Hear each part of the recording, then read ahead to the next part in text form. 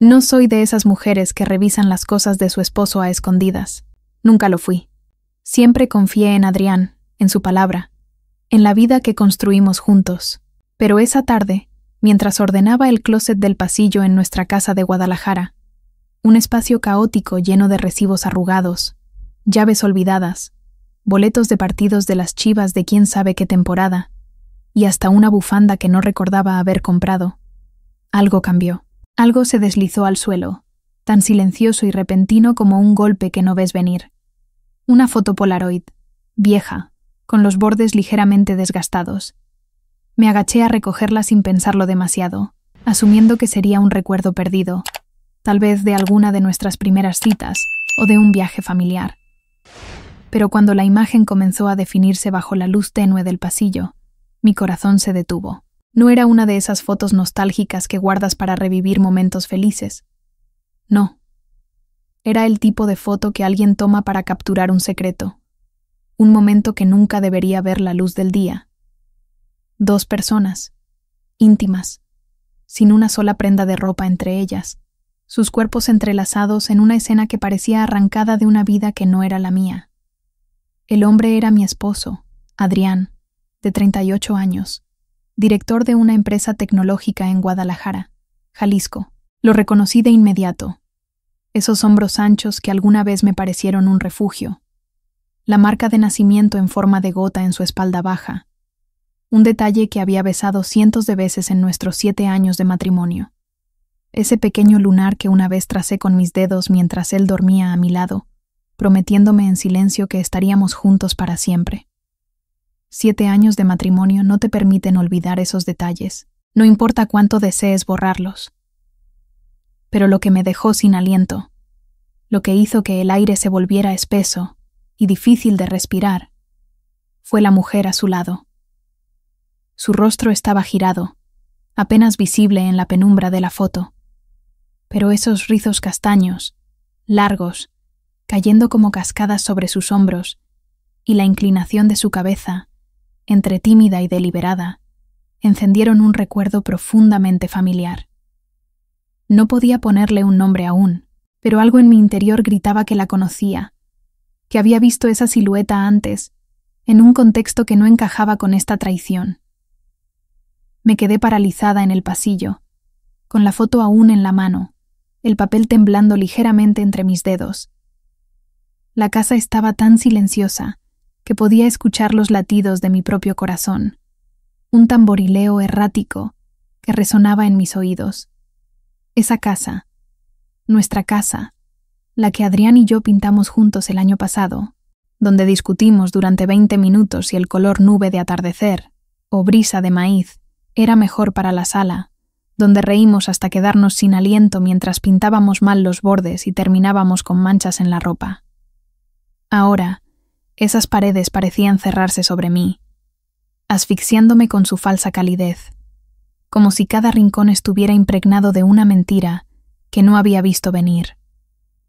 Cada mueble, cada detalle, el sillón donde nos acurrucábamos para ver películas, la mesa donde planeamos nuestras vacaciones, se sentía como un eco de una vida que ya no reconocía. La puerta principal se abrió, haciéndome estremecer. «Luisa, ya llegué», resonó la voz de Adrián desde el recibidor, seguida del sonido familiar de las llaves cayendo en el tazón de cerámica que hice para él en un taller de alfarería por mi cumpleaños número 35. Un cumpleaños que olvidó por completo, si no fuera por el recordatorio de su asistente, quien me llamó para pedirme disculpas en su nombre mientras él estaba en una reunión importante. Guardé la foto en el bolsillo de mis jeans. Me di unas palmadas ligeras en el rostro para recuperar algo de color, intentando calmar el temblor en mis manos. Bajé las escaleras como si nada hubiera pasado. Cada paso un esfuerzo consciente para mantener la fachada. Adrián estaba aflojándose la corbata, con los ojos iluminados al verme, como si todo estuviera en orden, como si esa foto no existiera. Estaba pensando en pedir tacos de la taquería del centro. ¿Quieres unos de camarón al pastor? Sé que son tus favoritos. Asentí, forzando una sonrisa que sentía como una máscara de yeso a punto de romperse. Suena perfecto. Se acercó y me dio un beso en la frente, como siempre lo hacía, un gesto que alguna vez me hizo sentir amada, pero que ahora se sentía vacío, casi mecánico. Su colonia habitual flotaba en el aire, pero esa noche se mezclaba con algo desconocido, un aroma dulzón que no me pertenecía, que no encajaba en nuestra rutina. Me quedé allí, parada en la cocina, mientras él hablaba de su día, de una reunión interminable con un cliente, y yo asentía, fingiendo interés, mientras mi mente giraba alrededor de esa foto, de esa mujer, de esa traición. Esa noche me quedé despierta, observándolo dormir. Su rostro estaba tranquilo, cada respiración constante, como si no tuviera nada que ocultar, como si el mundo que compartíamos no se hubiera fracturado en 1000 pedazos. Lo estudié en la penumbra, buscando alguna señal, algún indicio de culpa en las líneas de su rostro, pero no había nada. Solo la calma de un hombre que vivía en una realidad paralela a la mía. No lo desperté, no lo confronté, no lo acusé. No podía, no todavía. Necesitaba estar segura. Necesitaba saber quién era esa mujer. Necesitaba pruebas que no pudiera negar, porque una parte de mí aún se aferraba a la esperanza de que esto fuera un error, un malentendido, una pesadilla de la que despertaría. 3 semanas después de encontrar esa foto, ya no era la misma Luisa. Ya no era la esposa que preparaba café para su esposo cada mañana antes del trabajo, que organizaba cenas familiares con una sonrisa, que creía en las excusas de reuniones de última hora, o estoy muy cansado, hablemos mañana. Me convertí en alguien más, alguien que seguía cada paso que él daba, cada rastro que dejaba, alguien que vivía en las sombras de su propia vida para descubrir la verdad. Me convertí en una detective de mi propio matrimonio, y cada descubrimiento era como un clavo más en el ataúd de la vida que había construido con él. Empecé con su teléfono. Adrián siempre lo dejaba boca abajo sobre la mesa, un hábito que alguna vez me pareció encantador, una pequeña manía suya, pero que ahora levantaba banderas rojas en mi mente. Una mañana de lunes, mientras él estaba en la ducha, el sonido del agua resonando desde el baño, lo desbloqueé sigilosamente con el Face ID. Había practicado el movimiento decenas de veces mientras él dormía, memorizando el ángulo exacto para que la cámara reconociera mi rostro como el suyo. No me sentía orgullosa de hacerlo, pero la necesidad de saber era más fuerte que cualquier escrúpulo. Revisé la galería de fotos recientemente eliminadas, esperando encontrar algo evidente, pero no había nada, solo selfies de trabajo y capturas de pantalla de correos. Sin embargo, el historial de llamadas contaba una historia diferente. El mismo número aparecía una y otra vez, sin nombre asociado, sin conversaciones en iMessage. En cambio, usaba aplicaciones de mensajería encriptadas como Signal y Telegram, apps que nunca había visto en su teléfono antes. La sensación de que algo más grande se escondía, algo más allá de una simple aventura, me impulsó a seguir adelante, a cavar más profundo. Revisé su coche, algo que siempre evitaba porque Adrián odiaba que alguien tocara su espacio. Decía que era su santuario, el lugar donde podía pensar sin interrupciones. Pero esa mañana, mientras él estaba en una reunión matutina, me armé de valor y abrí la guantera. Debajo del forro de tela encontré otro teléfono, polvoriento, con la batería casi agotada, pero funcional. No pude entrar. Estaba bloqueado con un código que no conocía, pero al cargarlo y encenderlo, un mensaje iluminó la pantalla desde Signal. Mi amor, ya te extraño. La cena del domingo será difícil de fingir otra vez. Mi amor. Las palabras se clavaron en mi pecho como agujas. Cerré los ojos por unos segundos, respirando profundamente para estabilizarme, para no dejar que el dolor me derrumbara. Ese mensaje no solo confirmaba una aventura, insinuaba algo más perturbador. Ella estaría en la cena familiar del domingo, en mi casa, entre mi familia, compartiendo el mismo espacio que yo. Comencé a reconstruir todo, como si armara un rompecabezas con piezas rotas. Revisé cada estado de cuenta compartido, cada recibo que llegaba al correo, cada cargo en la tarjeta de crédito. Una vez, Adrián dijo que se reuniría con un contacto en Puerto Vallarta, pero el recibo de Uber lo ubicaba en un barrio residencial a menos de 5 kilómetros de nuestra casa, en Zapopan. Una florería de lujo en Plaza Andares envió una factura. Le encantan estas. Flores que nunca llegaron a nuestra casa. Revisé su calendario contra el historial de ubicación de un AirTag que escondí en el maletero de su coche, un truco que aprendí de una amiga que sospechaba de su propio esposo. No había ido a la oficina como afirmó. Otra vez, cuando dijo que tenía una cena de empresa en el Hotel Riu, encontré un recibo del minibar. 2 copas de vino blanco. Cena para 2. Siempre pensé que sabría de inmediato si me engañaban, que lo sentiría en el instante, como un relámpago. Pero no. La traición de Adrián no fue un cuchillo en el corazón. Fue más como un gas venenoso, lento, invisible, inodoro, pero suficiente para destruir todo en silencio. Intenté identificarla, pero Adrián era cuidadoso. No había nombres, no había fotos, solo fragmentos de mensajes, a veces hablando de recuerdos de infancia que no tenían sentido. Una línea en particular me desconcertó. Ese viaje al lago de Chapala cuando éramos niños y la camioneta roja de papá. Adrián no creció en Jalisco, nació en Hermosillo, Sonora, y se mudó a Guadalajara a los 22 para iniciar su carrera. No había lagos ni camionetas rojas en su infancia. ¿Cómo podía hablar de días de primaria en Tlajomulco? ¿Quién estaba detrás de esos recuerdos? Me obsesioné con esa pregunta, repasando mentalmente a cada persona que había estado cerca de nosotros, amigos, colegas, vecinos, incluso conocidos lejanos. Y entonces, la pieza encajó, demasiado perfecta, demasiado dolorosa.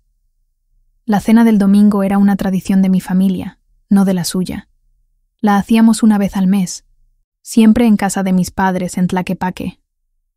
Mi mamá preparaba su famoso pozole rojo, con su receta secreta que llevaba horas de preparación.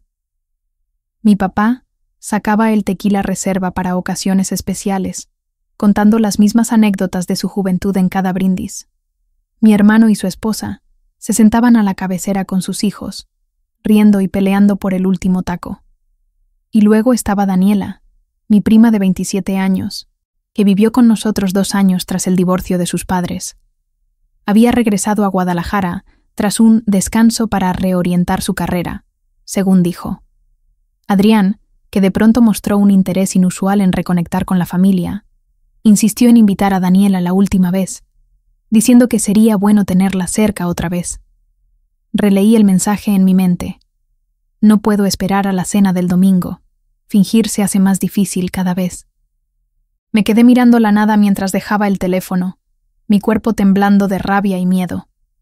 Si mis instintos eran correctos, la traidora no solo era el hombre que dormía a mi lado cada noche, también era la que se sentaba en la mesa de mi familia, llamándome prima, compartiendo mi comida, mi vida, mi confianza.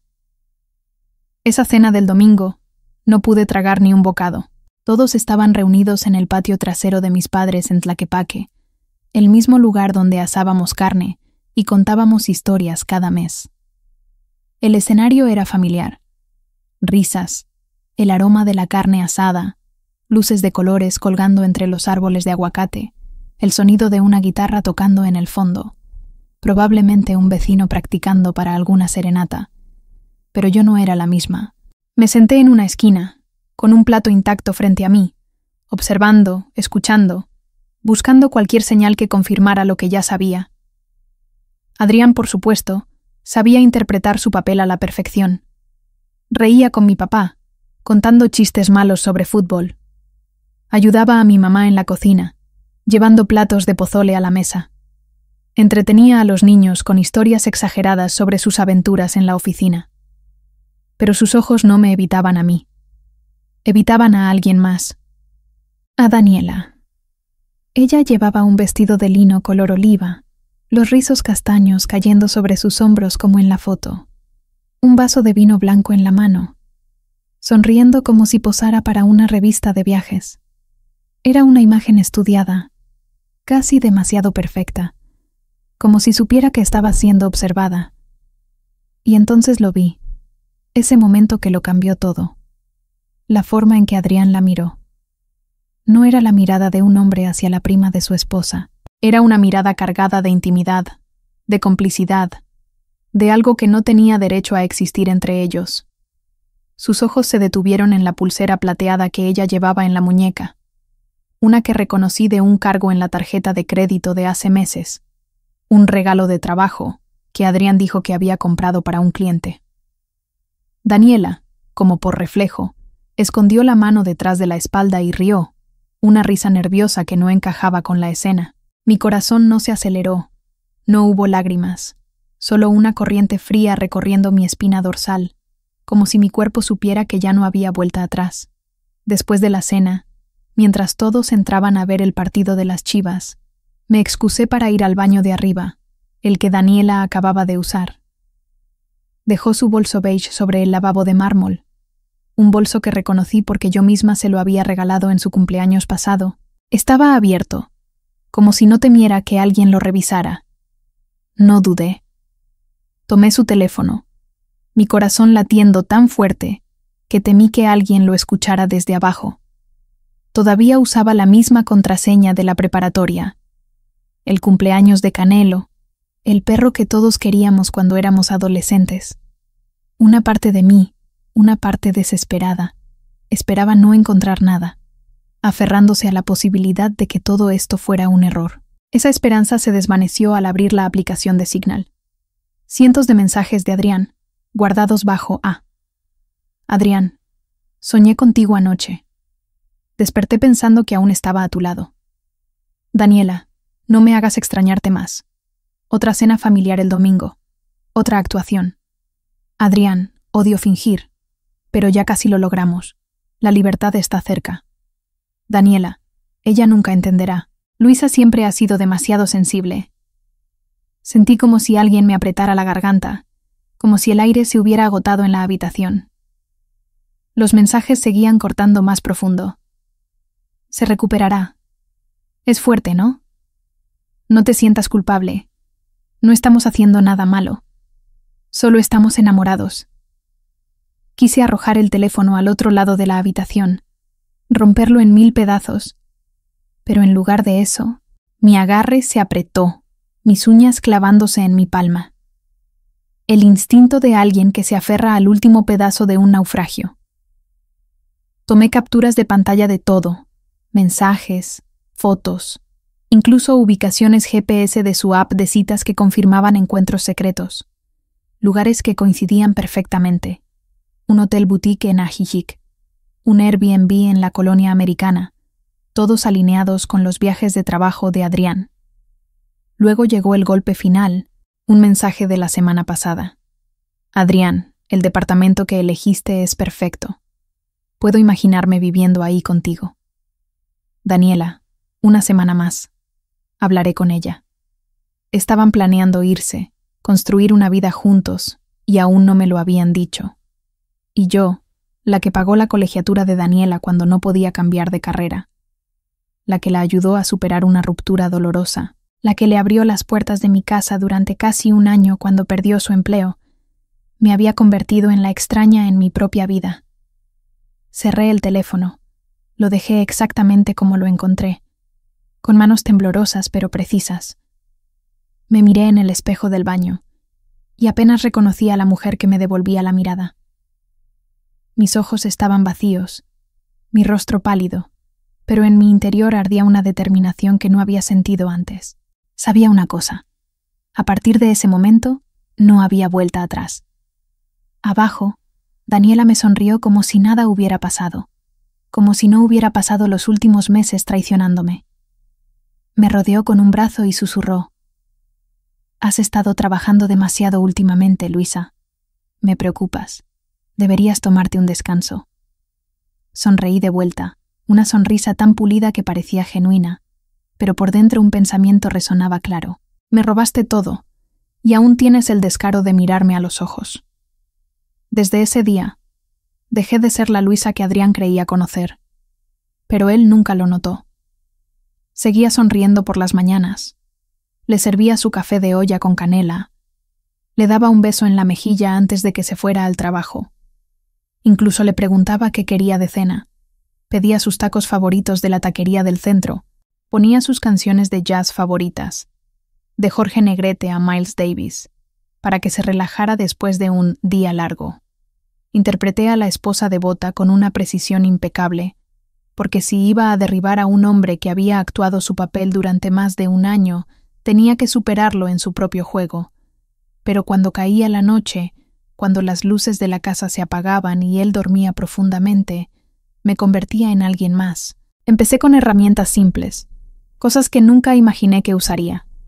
Coloqué un micrófono diminuto, del tamaño de una semilla, escondido en el difusor de Azhou Mei. Descubrí quién era la amante de mi esposo, y le di una lección que nunca olvidará.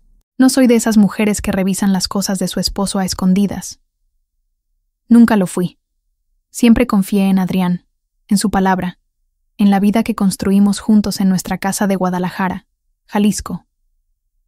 7 años de matrimonio, 2 hijos, una rutina que, aunque no era perfecta, parecía sólida.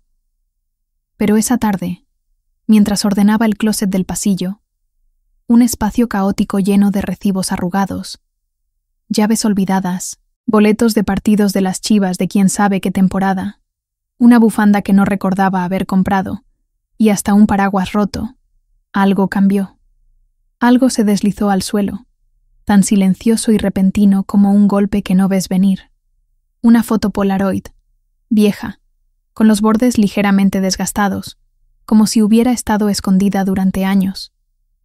Me agaché a recogerla sin pensarlo demasiado, asumiendo que sería un recuerdo perdido, tal vez de nuestras primeras citas en el Parque Metropolitano, o de aquel viaje a Puerto Vallarta cuando aún éramos novios.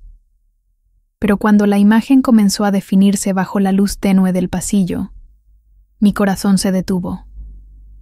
No era una de esas fotos nostálgicas que guardas para revivir momentos felices. No. Era el tipo de foto que alguien toma para capturar un secreto, un momento que nunca debería ver la luz del día. 2 personas, íntimas, sin una sola prenda de ropa entre ellas, sus cuerpos entrelazados en una escena que parecía arrancada de una vida que no era la mía. El hombre era mi esposo, Adrián, de 38 años, director de una empresa tecnológica en Guadalajara. Lo reconocí de inmediato. Esos hombros anchos que alguna vez me parecieron un refugio, la marca de nacimiento en forma de gota en su espalda baja, un detalle que había besado cientos de veces en nuestros 7 años de matrimonio. Ese pequeño lunar que tracé con mis dedos mientras él dormía a mi lado, prometiéndome en silencio que estaríamos juntos para siempre. 7 años de matrimonio no te permiten olvidar esos detalles. No importa cuánto desees borrarlos. Pero lo que me dejó sin aliento, lo que hizo que el aire se volviera espeso y difícil de respirar, fue la mujer a su lado.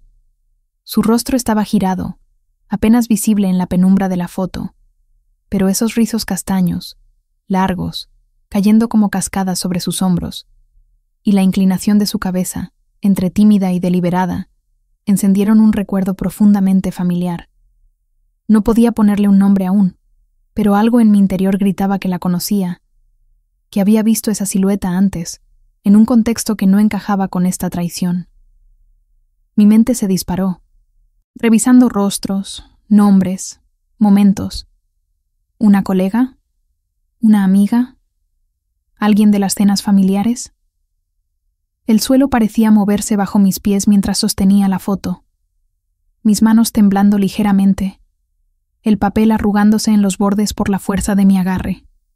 Me quedé paralizada en el pasillo, con la foto aún en la mano, el silencio de la casa amplificando el tamborileo errático de mi corazón. Esa casa, nuestra casa, la que Adrián y yo pintamos juntos el año pasado, donde discutimos durante 20 minutos si el color nube de atardecer o brisa de maíz era mejor para la sala. Recordé cómo reímos hasta quedarnos sin aliento mientras pintábamos mal los bordes, terminando con manchas de pintura en la ropa, en el cabello, en la cara. Cómo él me abrazó por detrás, riendo, diciendo que éramos un desastre, pero el mejor desastre que conocía. Ahora, esas paredes parecían cerrarse sobre mí, asfixiándome con su falsa calidez. Cada mueble, cada detalle, el sillón donde nos acurrucábamos para ver películas, la mesa donde planeamos nuestras vacaciones a Mazatlán, la lámpara que compramos en un mercado en Tlaquepaque, se sentía como un eco de una vida que ya no reconocía. Todo lo que una vez me dio seguridad, ahora parecía una mentira cuidadosamente construida. La puerta principal se abrió, haciéndome estremecer. «Luisa, ya llegué», resonó la voz de Adrián desde el recibidor, seguida del sonido familiar de las llaves cayendo en el tazón de cerámica que hice para él en un taller de alfarería, por mi cumpleaños número 35. Un cumpleaños que olvidó por completo, si no fuera por el recordatorio de su asistente, quien me llamó para pedirme disculpas en su nombre mientras él estaba en una reunión importante. Guardé la foto en el bolsillo de mis jeans, el papel áspero contra mi piel, y me di unas palmadas ligeras en el rostro para recuperar algo de color, intentando calmar el temblor en mis manos. Me miré en el espejo del pasillo, forzando una expresión neutra, pero mis ojos estaban vacíos, como si la mujer que me miraba no fuera yo. Bajé las escaleras como si nada hubiera pasado, cada paso un esfuerzo consciente para mantener la fachada, para no dejar que el huracán en mi interior se desbordara. Adrián estaba aflojándose la corbata, con los ojos iluminados al verme, como si todo estuviera en orden, como si esa foto no existiera. Estaba de pie en la cocina, con su camisa blanca ligeramente arrugada, el cabello un poco desordenado, como siempre después de un día largo en la oficina. Estaba pensando en pedir tacos de la taquería del centro. ¿Quieres unos de camarón al pastor? Sé que son tus favoritos. O tal vez unos de cochinita para variar. Su voz era cálida, casual, como si no tuviera nada que ocultar. Asentí, forzando una sonrisa que sentía como una máscara de yeso a punto de romperse. Suena perfecto. Camarón está bien. Se acercó y me dio un beso en la frente, como siempre lo hacía, un gesto que alguna vez me hizo sentir amada, segura, pero que ahora se sentía vacío, casi mecánico. Su colonia habitual, una mezcla de cítricos y madera que siempre me había gustado, flotaba en el aire, pero esa noche se mezclaba con algo desconocido, un aroma dulzón, floral, que no me pertenecía, que no encajaba en nuestra rutina. Me quedé allí, parada en la cocina, mientras él hablaba de su día, de una reunión interminable con un cliente de Querétaro, de cómo el tráfico en la avenida López Mateos estaba imposible. Yo asentía, fingiendo interés, mientras mi mente giraba alrededor de esa foto, de esa mujer, de esa traición que aún no podía procesar. Esa noche, me quedé despierta, observándolo dormir. La luz de la luna se filtraba por la ventana, iluminando su rostro tranquilo, cada respiración constante, como si no tuviera nada que ocultar, como si el mundo que compartíamos no se hubiera fracturado en 1000 pedazos. Lo estudié en la penumbra, buscando alguna señal, algún indicio de culpa en las líneas de su rostro, en la forma en que sus párpados se movían ligeramente mientras soñaba. Pero no había nada, solo la calma de un hombre que vivía en una realidad paralela a la mía. No lo desperté, no lo confronté, no lo acusé. No podía, no todavía. Necesitaba estar segura. Necesitaba saber quién era esa mujer. Necesitaba pruebas que no pudiera negar. Porque una parte de mí, una parte desesperada, aún se aferraba a la esperanza de que esto fuera un error, un malentendido, una pesadilla de la que despertaría. Me quedé allí, sentada en la orilla de la cama, con la foto aún en el bolsillo de mi bata, sintiendo su peso como si fuera una piedra que cargaba en el pecho. No dormí esa noche. No podía. Mi mente estaba atrapada en un bucle de preguntas sin respuesta, de recuerdos que ahora parecían mentiras, de momentos que una vez creí reales. 3 semanas después de encontrar esa foto, ya no era la misma Luisa. Ya no era la esposa que preparaba café de olla con canela para su esposo cada mañana antes del trabajo, que organizaba cenas familiares con una sonrisa, que creía en las excusas de reuniones de última hora o estoy muy cansado, hablemos mañana.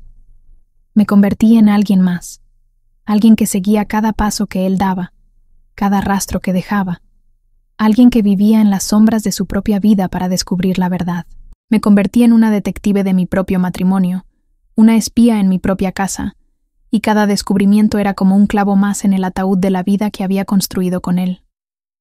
Cada día me levantaba con una máscara de normalidad, sirviéndole su café, preguntándole sobre su día, mientras por dentro planeaba mis próximos movimientos, cada uno más calculado que el anterior. Empecé con su teléfono.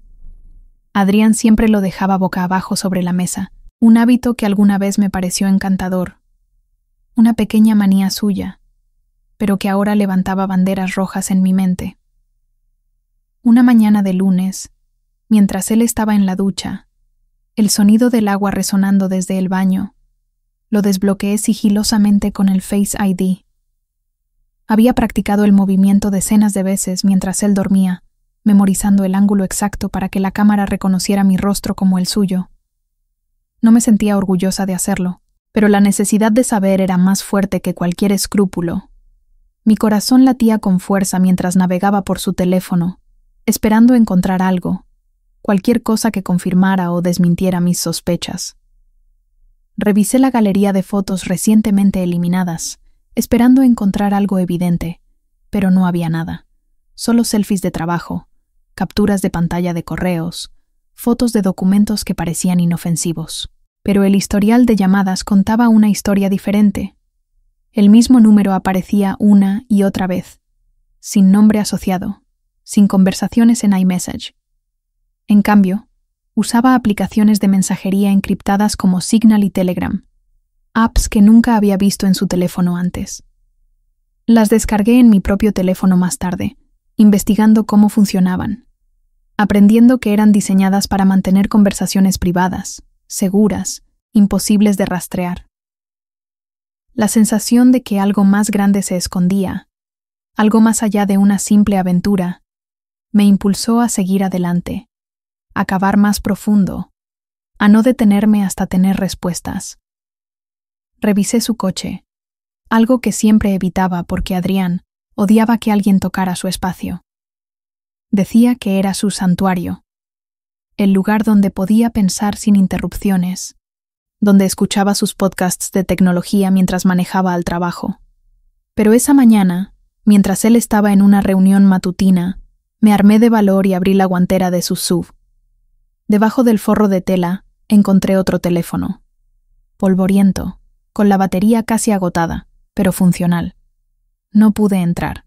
Estaba bloqueado con un código que no conocía, pero al cargarlo y encenderlo, un mensaje iluminó la pantalla desde Signal. Mi amor, ya te extraño. La cena del domingo será difícil de fingir otra vez. Mi amor. Las palabras se clavaron en mi pecho como agujas. Cerré los ojos por unos segundos, respirando profundamente para estabilizarme, para no dejar que el dolor me derrumbara. Ese mensaje no solo confirmaba una aventura, insinuaba algo más perturbador. Ella estaría en la cena familiar del domingo, en mi casa, entre mi familia, compartiendo el mismo espacio que yo, comiendo mi comida, sonriéndome mientras escondía su secreto. Comencé a reconstruir todo, como si armara un rompecabezas con piezas rotas. Revisé cada estado de cuenta compartido, cada recibo que llegaba al correo, cada cargo en la tarjeta de crédito. Cada detalle era una pista, un fragmento de una verdad que no quería enfrentar. Una vez, Adrián dijo que se reuniría con un contacto en Puerto Vallarta, pero el recibo de Uber lo ubicaba en un barrio residencial, a menos de 5 kilómetros de nuestra casa, en Zapopan, en la colonia Providencia. Una florería de lujo en Plaza Andares envió una factura. Le encantan estas. Flores que nunca llegaron a nuestra casa, flores que nunca vi, flores que no eran para mí. Revisé su calendario contra el historial de ubicación de un AirTag que escondí en el maletero de su coche, un truco que aprendí de una amiga que sospechaba de su propio esposo. No había ido a la oficina como afirmó. En cambio, estaba en un café en la colonia americana, un lugar que nunca mencionó. Otra vez, cuando dijo que tenía una cena de empresa en el Hotel Riu, encontré un recibo del minibar. 2 copas de vino blanco, cena para 2, una botella de tinto que costó más de lo que gastábamos en una semana de comida. Siempre pensé que sabría de inmediato si me engañaban, que lo sentiría en el instante, como un relámpago. Pero no. La traición de Adrián no fue un cuchillo en el corazón, fue más como un gas venenoso, lento, invisible, inodoro, pero suficiente para destruir todo en silencio. Intenté identificarla, pero Adrián era cuidadoso. No había nombres, no había fotos, solo fragmentos de mensajes, a veces hablando de recuerdos de infancia que no tenían sentido. Una línea en particular me desconcertó. Ese viaje al lago de Chapala cuando éramos niños y la camioneta roja de papá. Adrián no creció en Jalisco. Nació en Hermosillo, Sonora, y se mudó a Guadalajara a los 22 para iniciar su carrera. No había lagos ni camionetas rojas en su infancia. No había historias de Chapala en su pasado. ¿Cómo podía hablar de días de primaria en Tlajomulco? ¿Quién estaba detrás de esos recuerdos? Me obsesioné con esa pregunta, repasando mentalmente a cada persona que había estado cerca de nosotros. Amigos de la universidad, colegas de su empresa, vecinos de nuestra antigua casa en la colonia moderna, incluso conocidos lejanos que apenas recordaba. Revisé fotos de eventos familiares, de bodas, de bautizos, buscando esos rizos castaños, esa silueta que no podía sacar de mi cabeza. Y entonces, la pieza encajó, demasiado perfecta, demasiado dolorosa. La cena del domingo era una tradición de mi familia, no de la suya. La hacíamos una vez al mes, siempre en casa de mis padres en Tlaquepaque. Mi mamá preparaba su famoso pozole rojo, con su receta secreta que llevaba horas de preparación, con maíz cacahuacintle, que ella misma seleccionaba en el mercado. Mi papá sacaba el tequila reserva para ocasiones especiales, contando las mismas anécdotas de su juventud en cada brindis, historias que todos conocíamos de memoria pero que aún nos hacían reír. Mi hermano y su esposa se sentaban a la cabecera con sus hijos, riendo y peleando por el último taco, mientras los niños corrían por el patio jugando a las escondidas. Y luego estaba Daniela, mi prima de 27 años, que vivió con nosotros 2 años tras el divorcio de sus padres. Había regresado a Guadalajara tras un descanso para reorientar su carrera, según dijo, después de pasar un año viajando por Europa, o eso nos hizo creer. Adrián, que de pronto mostró un interés inusual en reconectar con la familia, insistió en invitar a Daniela la última vez, diciendo que sería bueno tenerla cerca otra vez, después de tanto tiempo. Releí el mensaje en mi mente. No puedo esperar a la cena del domingo. Fingir se hace más difícil cada vez. Me quedé mirando la nada mientras dejaba el teléfono, mi cuerpo temblando de rabia, de miedo, de una tristeza que aún no podía nombrar. Si mis instintos eran correctos, la traidora no solo era el hombre que dormía a mi lado cada noche, también era la que se sentaba en la mesa de mi familia, llamándome prima, compartiendo mi comida, mi vida, mi confianza, mientras planeaba robármelo todo.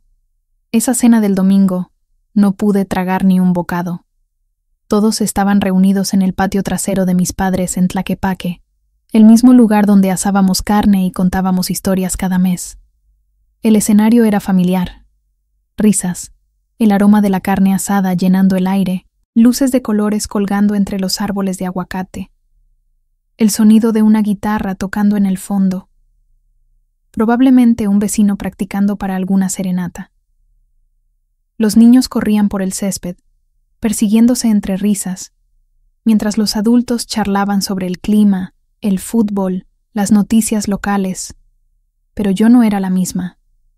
Me senté en una esquina, con un plato intacto frente a mí, el pozole enfriándose lentamente mientras observaba, escuchaba, buscaba cualquier señal que confirmara lo que ya sabía. Adrián, por supuesto, sabía interpretar su papel a la perfección. Reía con mi papá, contando chistes malos sobre fútbol, sobre cómo las Chivas nunca volverían a ser lo que eran. Ayudaba a mi mamá en la cocina, llevando platos de pozole a la mesa con esa sonrisa encantadora que alguna vez me enamoró. Entretenía a los niños con historias exageradas sobre sus aventuras en la oficina, haciendo que los pequeños lo miraran con ojos brillantes.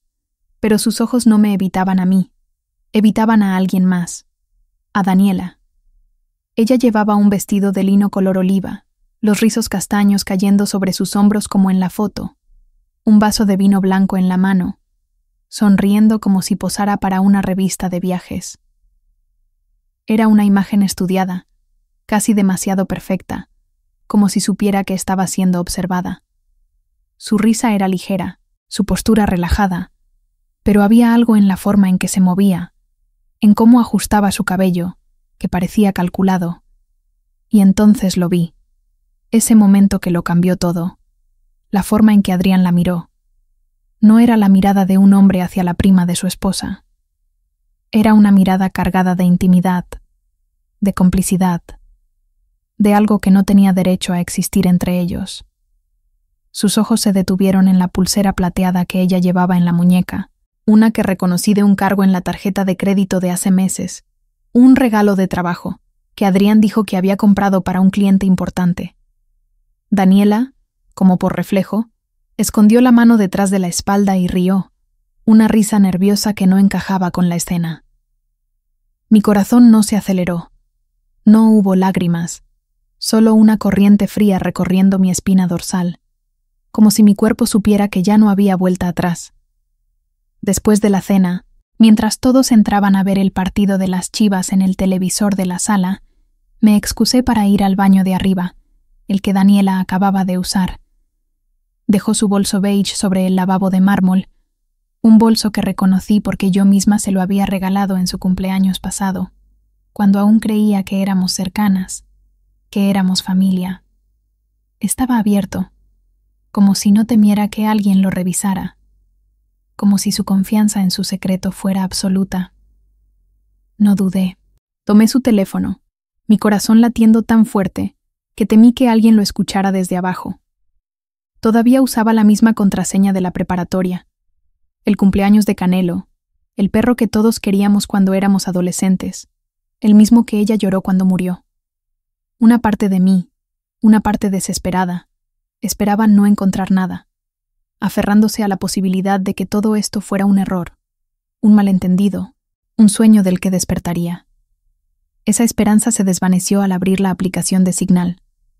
Cientos de mensajes de Adrián, guardados bajo A. Adrián, soñé contigo anoche. Desperté pensando que aún estaba a tu lado. Daniela, no me hagas extrañarte más. Otra cena familiar el domingo. Otra actuación. Adrián, odio fingir. Pero ya casi lo logramos. La libertad está cerca. Daniela, ella nunca entenderá. Luisa siempre ha sido demasiado sensible. Sentí como si alguien me apretara la garganta, como si el aire se hubiera agotado en la habitación. Los mensajes seguían cortando más profundo, cada palabra un puñal que se clavaba en mi pecho. Se recuperará. Es fuerte, ¿no? No te sientas culpable. No estamos haciendo nada malo. Solo estamos enamorados. Quise arrojar el teléfono al otro lado de la habitación, romperlo en 1000 pedazos, gritar hasta que mi voz se apagara. Pero en lugar de eso, mi agarre se apretó, mis uñas clavándose en mi palma. El instinto de alguien que se aferra al último pedazo de un naufragio me mantuvo en pie. Tomé capturas de pantalla de todo, mensajes, fotos, incluso ubicaciones genes de su app de citas que confirmaban encuentros secretos. Lugares que coincidían perfectamente. Un hotel boutique en Ashijik con vistas al lago. Un Airbnb en la colonia americana con una terraza que él dijo que nunca visitaría porque era demasiado hipster, todos alineados con los viajes de trabajo de Adrián. Luego llegó el golpe final, un mensaje de la semana pasada. Adrián, el departamento que elegiste es perfecto. Puedo imaginarme viviendo ahí contigo. Daniela, una semana más. Hablaré con ella. Estaban planeando irse, construir una vida juntos. Y aún no me lo habían dicho. Y yo, la que pagó la colegiatura de Daniela cuando no podía cambiar de carrera, la que la ayudó a superar una ruptura dolorosa con un novio que no valía la pena, la que le abrió las puertas de mi casa durante casi un año cuando perdió su empleo. Me había convertido en la extraña en mi propia vida. Cerré el teléfono. Lo dejé exactamente como lo encontré, con manos temblorosas pero precisas, como si cualquier movimiento en falso pudiera delatarme. Me miré en el espejo del baño y apenas reconocí a la mujer que me devolvía la mirada. Mis ojos estaban vacíos, mi rostro pálido, pero en mi interior ardía una determinación que no había sentido antes. Sabía una cosa. A partir de ese momento, no había vuelta atrás. Abajo, Daniela me sonrió como si nada hubiera pasado, como si no hubiera pasado los últimos meses traicionándome. Me rodeó con un brazo, su perfume dulzón llenando el aire, y susurró: «Has estado trabajando demasiado últimamente, Luisa. Me preocupas. Deberías tomarte un descanso, tal vez irte a la playa o algo». Sonreí de vuelta, una sonrisa tan pulida que parecía genuina, pero por dentro un pensamiento resonaba claro. Me robaste todo y aún tienes el descaro de mirarme a los ojos. Me quedé a su lado un momento, fingiendo charlar sobre tonterías, el clima, una nueva serie en Netflix, mientras mi mente planeaba el siguiente paso. Desde ese día, dejé de ser la Luisa que Adrián creía conocer, pero él nunca lo notó. Seguía sonriendo por las mañanas, le servía su café de olla con canela, le daba un beso en la mejilla antes de que se fuera al trabajo, preguntándole cómo le fue en su reunión mientras planchaba su camisa favorita. Incluso le preguntaba qué quería de cena, pedía sus tacos favoritos de la taquería del centro, ponía sus canciones de jazz favoritas, de Jorge Negrete a Miles Davis, para que se relajara después de un día largo. Interpreté a la esposa devota con una precisión impecable, porque si iba a derribar a un hombre que había actuado su papel durante más de un año, tenía que superarlo en su propio juego. Pero cuando caía la noche, cuando las luces de la casa se apagaban y él dormía profundamente, me convertía en alguien más, alguien que vivía para descubrir la verdad, para armar el caso que desmantelaría su mentira. Empecé con herramientas simples, cosas que nunca imaginé que usaría. Coloqué un micrófono diminuto, del tamaño de una semilla, escondido en el difusor de aceites esenciales en el escritorio de Adrián, un regalo que le di en Navidad porque decía que lo ayudaba a concentrarse. Coloqué una cámara discreta en la esquina del librero de su estudio, el lugar que él creía lo bastante privado para hacer videollamadas mientras yo dormía. Cuando salía de casa, accedía a su computadora a través de una cuenta secundaria sincronizada en Google Chrome, una que él pensaba que yo no conocía. Descargué su historial de navegación. Recuperé correos que creía eliminados, algunos PDFs, un contrato de renta, un calendario de eventos ligado a una cuenta extraña de iCloud, conectada a un iPad que accidentalmente rompió hace 2 meses. Guardé todo en un disco externo escondido en el cajón de mis suéteres de invierno, un cajón que Adrián nunca abría porque el frío no es lo suyo. Luego contraté a un investigador privado. Elegí una agencia pequeña en Puerto Vallarta, a 2 horas de Guadalajara, para mantenerlo lejos de cualquier posibilidad de que alguien lo reconociera. Usé mi nombre de soltera, Luisa Mendoza, por si alguien intentaba indagar. Les di fotos de Daniela y Adrián, las direcciones de sus oficinas, una lista de los recientes viajes de trabajo de Adrián y un resumen detallado de mis sospechas. Les pedí discreción absoluta y pagué en efectivo, sacando el dinero de una cuenta personal que Adrián no conocía. 3 días después, me enviaron un informe de casi 30 páginas. Había fotos de Daniela y Adrián entrando y saliendo de un departamento en la colonia Lafayette, un barrio que Adrián decía que detestaba por el tráfico y el ruido. Una imagen los mostraba abrazados en el pasillo, sus cuerpos tan cerca que no había espacio para dudas. Otra capturaba a Adrián apartando el cabello de Daniela mientras estaban en el coche, un gesto íntimo que me hizo cerrar los ojos para contener la náusea, pero lo que me heló la sangre. Habían estado ahí 5 veces, todas mientras yo estaba en Morelia cuidando a mi mamá tras su cirugía de cadera. Estuve fuera 3 semanas enteras, manejando sus medicamentos, sus sesiones de terapia, sus citas médicas, y todo lo que Daniela dijo que no podía manejar porque estaba en San Miguel de Allende trabajando con una galería de arte independiente. San Miguel. Revisé el correo que Daniela envió a la familia. Fotos con la parroquia de San Miguel Arcángel de fondo, cafés pintorescos con mesas de madera rústica, artesanías coloridas en mercados al aire libre. Las envié a una amiga fotógrafa profesional que conocí en un curso de diseño. Minutos después me respondió: fotos de stock. Usé algunas de estas para un blog el año pasado. Son de un banco de imágenes. Daniela nunca salió de Jalisco. Quise gritar, arrojar mi teléfono contra la pared, pero en lugar de eso, inicié sesión en nuestra cuenta bancaria conjunta. Había retiros grandes y constantes durante los últimos 5 meses. Varios miles de pesos cada vez, transferidos a otra cuenta que no estaba a mi nombre. Verifiqué otras transacciones. Muchas coincidían con la renta del departamento de Daniela. Otras eran para artículos de lujo que nunca llegaron a nuestra casa. Un bolso de diseñador, joyería, una botella de perfume de $5,000 MXN. Adrián había estado moviendo dinero, y lo hizo mientras yo estaba fuera cuidando a mi mamá, confiando en que él manejara nuestras finanzas. Pero olvidó algo. Yo gestionaba nuestros registros de inversión. Las cuentas separadas que creé antes de casarnos seguían existiendo. Cuentas que él nunca revisaba porque los números son cosa tuya, Luisa.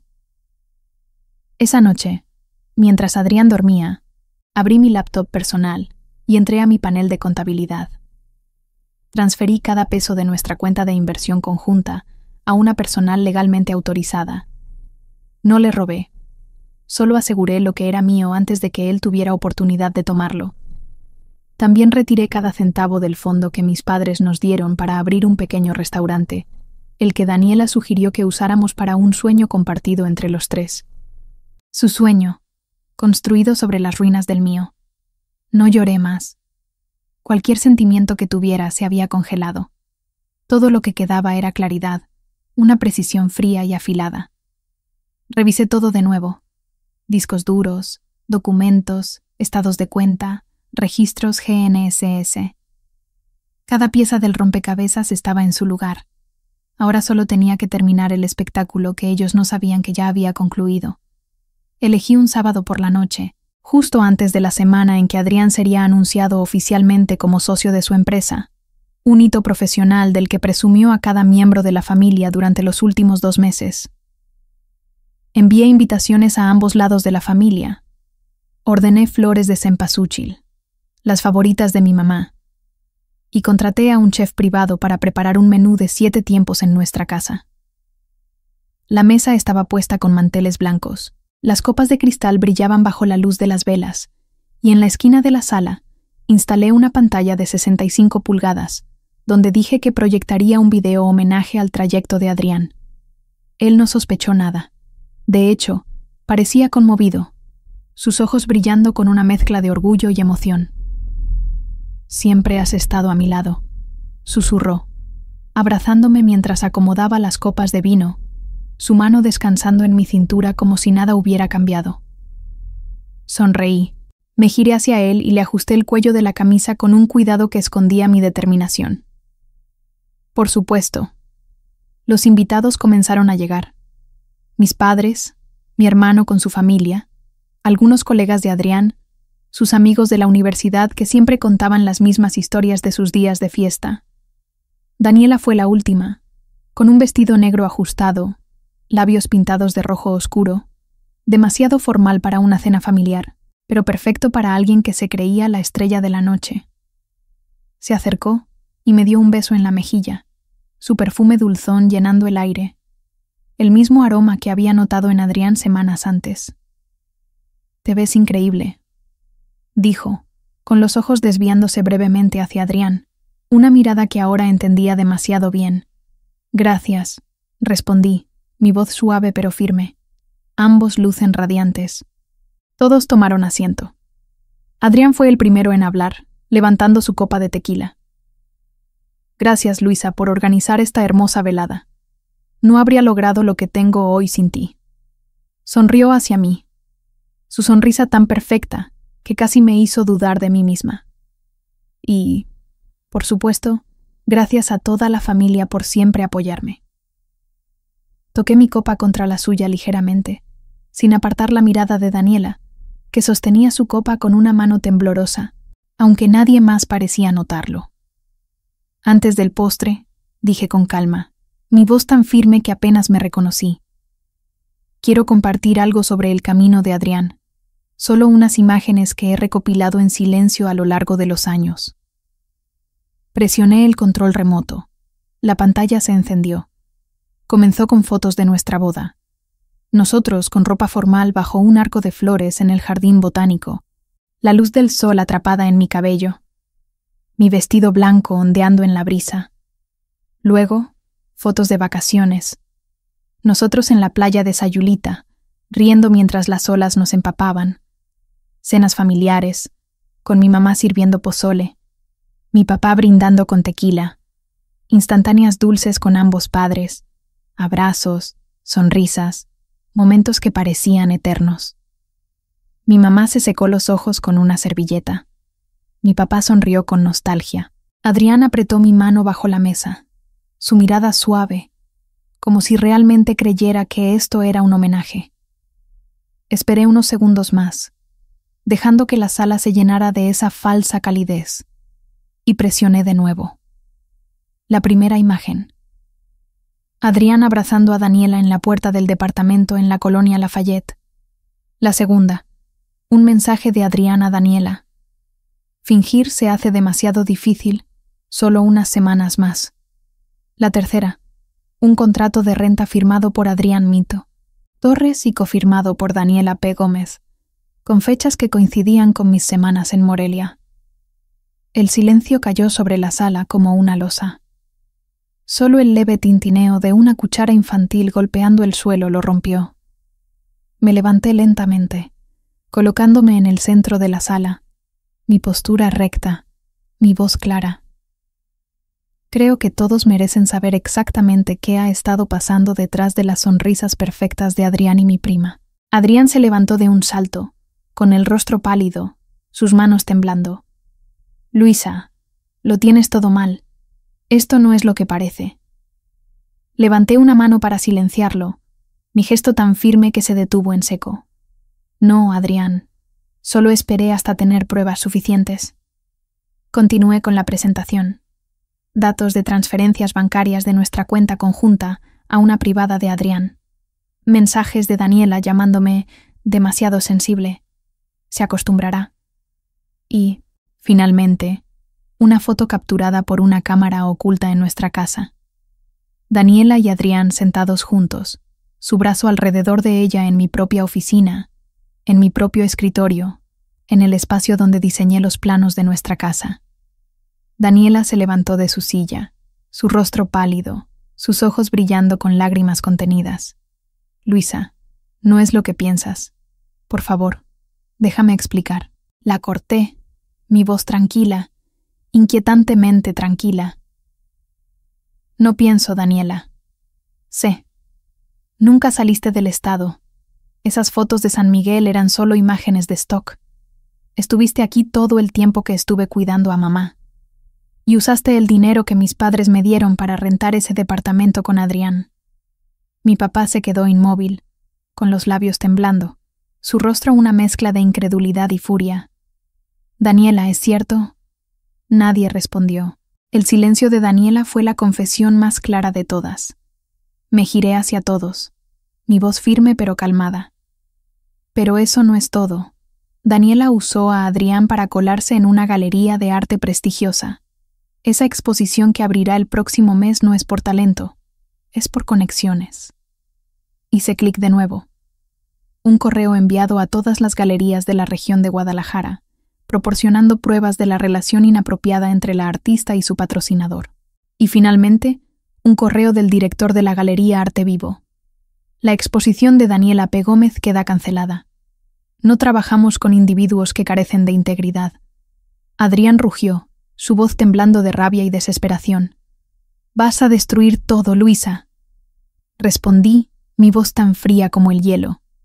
No, Adrián, tú ya lo hiciste. Yo solo encendí la luz. Nadie dijo una palabra después de que la pantalla se apagó. Solo el brillo del candelabro permanecía, parpadeando contra las copas de vino a medio beber en una sala llena de miradas atónitas, confundidas y furiosas. Adrián se desplomó en su silla, con los puños apretados, pero demasiado agotado para seguir escondiendo. Daniela se quedó rígida, con los ojos fijos en el suelo de madera como si pudiera salvarla del peso de todas las miradas. Saqué 2 sobres de mi abrigo y los coloqué en la mesa. Le primero lo deslicé hacia Adrián. Papeles de divorcio. Si los firmas aquí, bajo los términos establecidos, no enviaré las pruebas de tus violaciones éticas al consejo de la empresa, ni liberaré estas imágenes a la prensa. Él miró el sobre como si contuviera una sentencia de muerte, sus manos temblando mientras lo tocaba. ¿Realmente quieres arruinarme? Levanté la mirada, vacía, sin un ápice de emoción. No arruiné nada. Lo hiciste tú el momento en que decidiste traicionarme con mi propia prima. Me giré hacia Daniela, colocando el segundo sobre frente a ella. Una renuncia formal a la herencia de mis padres y la devolución de cada peso que te he apoyado en los últimos 5 años. Colegiaturas, rentas, estudios en el extranjero, más intereses. Ella levantó la vista, temblando, sus ojos llenos de lágrimas que no derramó. Estás bromeando, ¿verdad? Respondí suavemente, pero con claridad. No. Y si te niegas, las capturas de tus mensajes con Adrián serán enviadas a cada contacto en el mundo del arte, incluso a los que aún no has trabajado. Daniela tocó el sobre, pero no lo abrió. Tartamudeó, su voz quebrándose. Una vez dijiste que siempre me protegerías. Respondí, mi voz tan calmada que parecía la de otra persona. Y tú dijiste que era la única persona en la que confiabas. La diferencia es que yo cumplí mi palabra. Tú no. Mi padre habló, su voz baja pero firme, temblando de furia contenida. Daniela, no sé en qué estabas pensando, pero esta familia no tiene lugar para la traición. Daniela abrió la boca para hablar, pero mi madre dio un paso adelante, con la mano temblando mientras la apoyaba en mi hombro.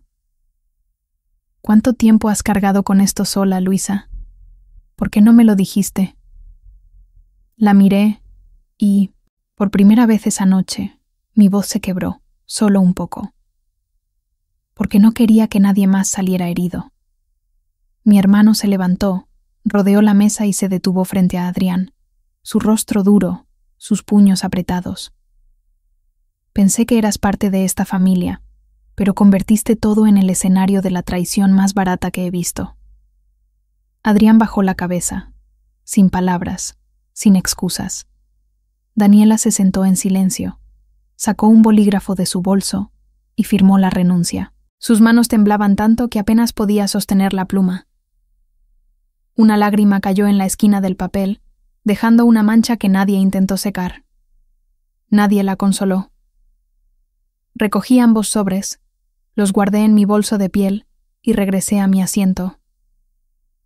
Gracias a todos por venir a la cena de esta noche.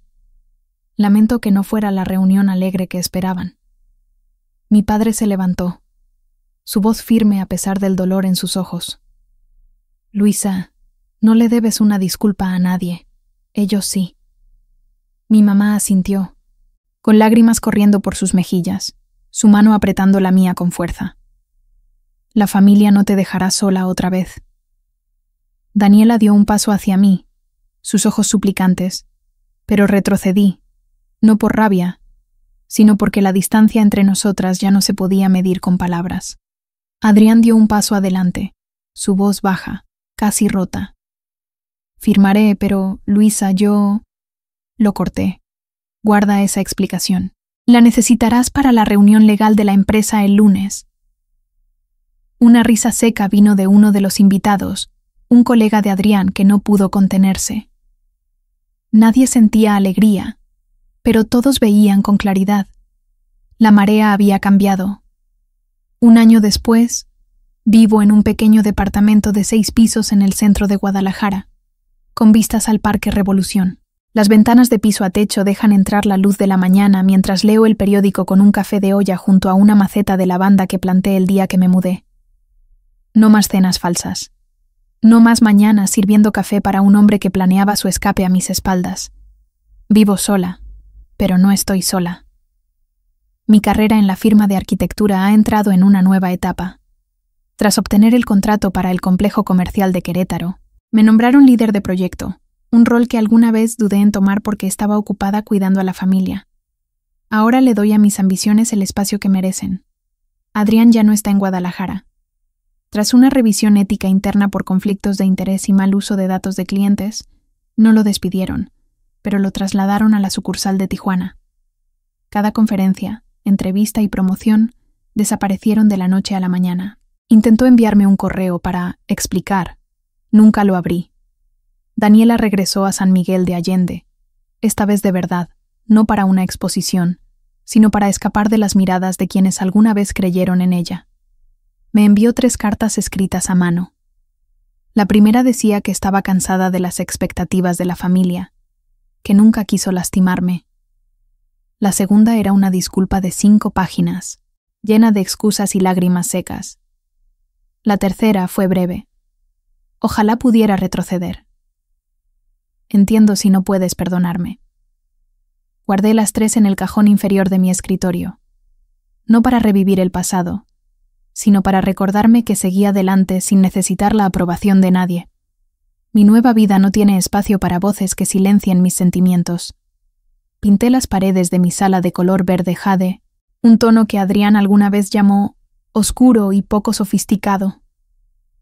Colgué mis propios dibujos en ellas, bocetos que hago cada fin de semana como una forma de liberar mi mente, de sanar. A veces, un pasillo del supermercado aún despierta recuerdos. El helado favorito de Adrián, un vestido que Daniela pidió prestado y nunca devolvió. Pero ya no traen dolor. Lo que alguna vez dolió se convirtió en la base de una Luisa más tranquila, más fuerte, más completa. Una vez, mientras estaba con mi mamá en una cafetería cerca de mi casa, tomó mi mano y dijo: «Lamento haberte dejado cargar con todo esto sola por tanto tiempo. Ahora lo veo. Eres la más fuerte de esta familia». Sonreí, sin responder de inmediato, pero en mi corazón resonó una frase. Pensaron que era débil, pero fue mi silencio y mi firmeza lo que los derribó. No busqué venganza gritando o exponiéndolos. Simplemente dejé que se desenredaran en la misma red de codicia y engaño que construyeron. En cuanto a mí, reconstruí mi vida pieza por pieza, sin prisas, pero con certeza. Este fin de semana, voy a Valle de Bravo con un grupo de nuevos amigos, personas que conocen toda la historia, y aún así decidieron quedarse, no por lástima, sino por respeto. Ya no soy la Luisa de hace un año, la que vivía en la sombra de relaciones vacías y expectativas impuestas. Ahora vivo en mi propia luz, y en días soleados como estos, lo sé con más claridad que nunca. La libertad no llega después de ser herida. Es algo que elegimos cuando somos lo bastante valientes para soltar lo que ya no merece nuestro amor. La notificación llegó a las 3:17 de la mañana. Un suave resplandor azul desde la pantalla de mi teléfono iluminó el techo de mi habitación, y mi corazón latió con fuerza, como si supiera que algo estaba a punto de cambiar para siempre. Parpadeé varias veces para aclarar mi visión, mis manos temblando mientras alcanzaba el teléfono. Un mensaje de Banorte. Transacción exitosa. 2 boletos en clase ejecutiva. Ciudad de México a Mérida, Yucatán. Salida el próximo viernes. Total, $32,500 MXN. Casi dejé de respirar. 2 boletos. No 1, no 3, 2. En ese momento, algo dentro de mí se congeló, como si mi cuerpo se negara a procesar lo que mi mente ya sabía. Estaba sola en la cama king size que Diego y yo compramos hace 5 años, en una habitación donde él apenas dormía ya, siempre con alguna excusa de trabajo hasta tarde. o una cena de negocios. Toqué la pantalla y abrí los detalles completos de la transacción. Mi garganta se secó. Mis manos temblaban tanto que casi dejé caer el teléfono. Pasajeros. Diego Salazar, Camila Ortiz. Camila Ortiz. Ese nombre me golpeó como una bofetada inesperada. Un dolor agudo que se extendió por mi pecho. Era la consultora de relaciones públicas de Diego, una mujer de unos 30 años, con una sonrisa brillante y un aire de confianza que siempre me hizo sentir un poco fuera de lugar. La misma mujer que, apenas el mes pasado, me sonrió desde el otro lado de mi mesa, en mi propia casa, con una copa de vino en la mano, riendo con Diego sobre un chiste interno de la oficina mientras yo servía el postre. Recordé cómo sus ojos se encontraron con los de él, cómo su risa era demasiado alta, cómo su mano rozó la suya al pasarle la sal. En ese momento, lo atribuí a mi imaginación, a mi cansancio, a mi paranoia. Pero ahora, mirando el nombre en la pantalla, supe que no estaba equivocada. Me incorporé de un salto, ya no con sueño, ya no aturdida. Solo sentía dolor, humillación y una ola fría de entumecimiento recorriendo mi espalda. Salí de la cama, me envolví en una manta como si pudiera protegerme de esta realidad, como si pudiera envolverme en algo que me devolviera la seguridad que acababa de perder. Caminé descalza hasta la cocina, cada paso resonando contra el frío suelo de cerámica como un eco de la verdad que ya no podía ignorar. La cocina estaba en silencio, salvo por el tic-tac del reloj de pared, un regalo de bodas de mi suegra, marcando cada segundo de una noche que sabía que nunca olvidaría. Me detuve frente al fregadero, mirando el tazón donde Diego dejaba sus llaves cada noche, el mismo tazón donde, hace 10 años, dejó un anillo de compromiso junto a una nota que decía: ¿Te casas conmigo, Lola? Hace 10 años, en la Hacienda San José, en Yucatán, Diego se arrodilló bajo un cielo lleno de estrellas y me pidió que me casara con él. Recuerdo el calor de la noche, el sonido de los grillos, la forma en que sus manos temblaban mientras deslizaba el anillo en mi dedo. Prometimos construir una vida juntos, una familia, un futuro. Y ahora estaba llevándola a ella allí. El mismo hotel, el mismo viaje, la misma promesa rota. Abrí mi laptop y entré a nuestra cuenta bancaria conjunta, mis dedos moviéndose con una determinación que no reconocía. Unos clics rápidos y todo quedó bajo la luz cruda de la verdad. Boletos de avión, un hotel de 5 estrellas en el centro de Mérida, reservaciones para cenas románticas en restaurantes con vistas al Paseo de Montejo, todo bajo los nombres de Diego Salazar y Camila Ortiz. Nada de esto era accidental. Cada detalle estaba planeado. Cada hora, cada paso, cada mentira cuidadosamente orquestada. Y sin embargo, anoche me abrazó antes de dormir, su brazo rodeándome como si nada hubiera cambiado. Esa mañana me besó en la frente y dijo: «Reunión del consejo hoy. Podría llegar tarde». Recordé su sonrisa, esa sonrisa que alguna vez me hizo sentir la mujer más importante del mundo. Ahora una máscara que escondía una traición que no podía imaginar. No lloré. Las lágrimas se habían secado la última vez que lo descubrí mintiendo sobre un viaje de trabajo de última hora a Monterrey, cuando regresó con una camisa que olía a un perfume que no era el mío. Entonces me dije cosas ridículas. Está bajo presión. Tal vez es un malentendido. Estoy siendo paranoica. No, no era paranoica. Sabía exactamente lo que veía. Tomé mi teléfono, abrí la app de notas y escribí una línea.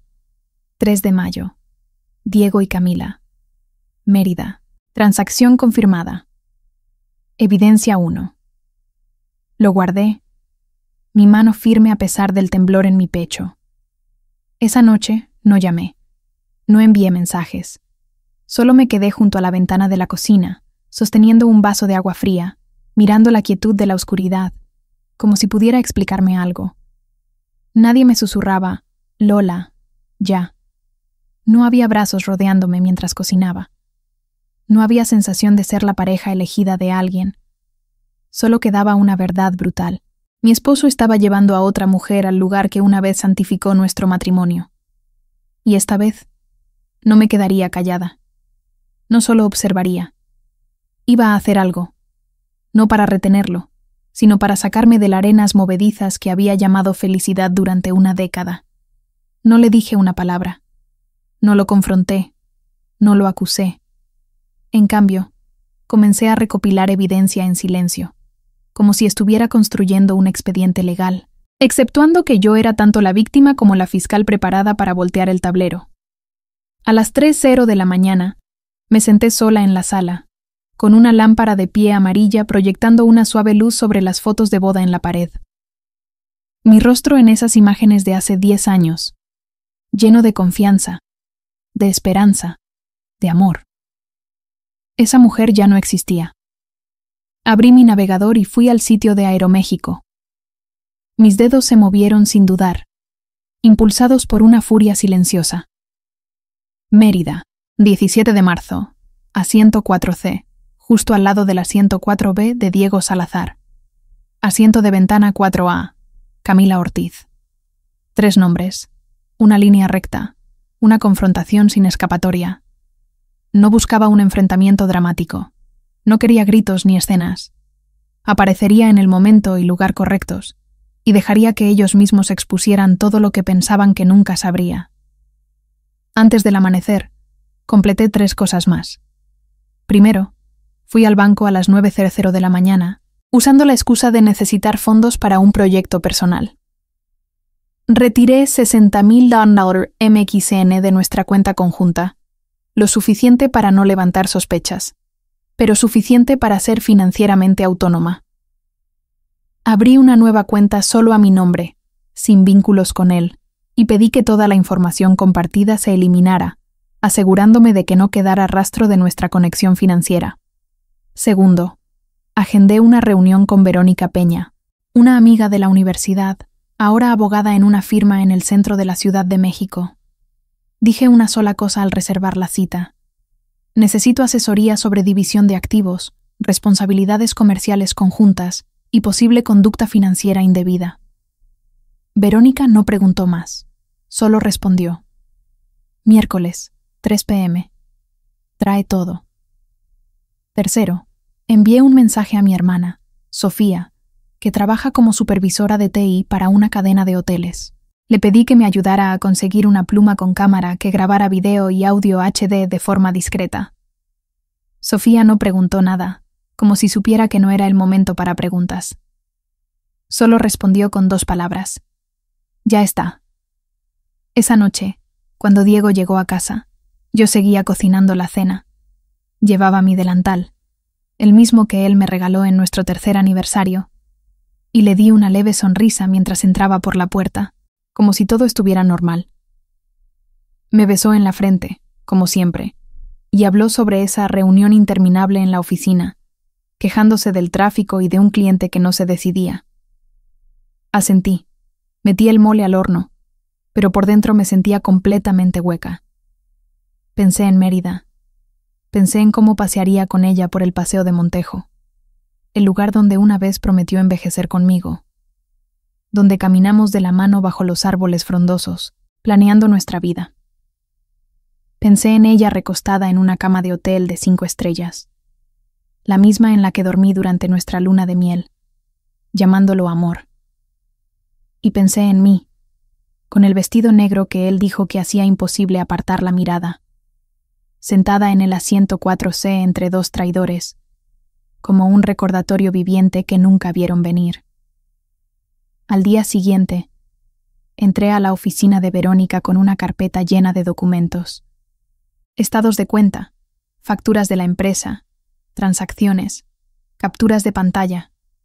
Verónica, con su cabello recogido en un moño impecable y sus gafas de armazón delgado, los revisó sin muchos comentarios, su rostro impasible hasta que llegó a la contabilidad de la empresa. Entonces se detuvo, su pluma congelada sobre el papel. ¿Por qué hay una transferencia del fondo de marketing a esta cuenta auxiliar que no es de nómina? Silenciosamente, empujé otro archivo hacia ella. Los informes financieros internos de Diego, Números que no coincidían, facturas de clientes borrosas, transferencias a cuentas que no reconocía. Verónica me miró con los ojos entrecerrados, su voz baja pero firme.